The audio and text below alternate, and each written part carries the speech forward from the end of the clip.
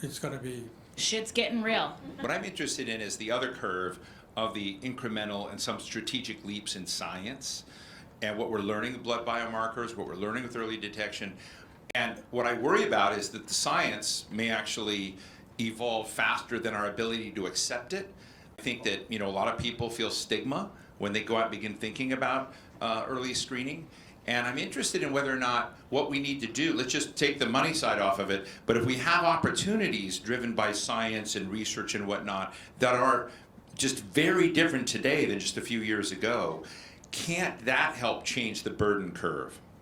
And Massachusetts and the legislature, the state government has historically been great in funding areas where we knew that we needed to give the industry a little leg up, and because we're competing with other parts of the country as well, and we've done that in various different areas.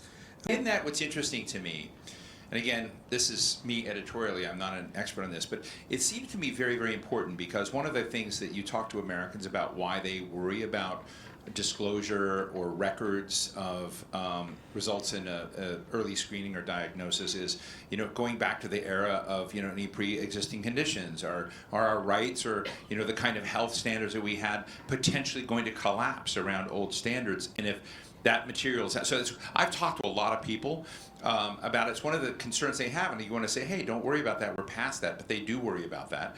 And so when you bring in either state support, federal support, and there's sort of financial partnerships around coverage, et cetera, I think it makes it harder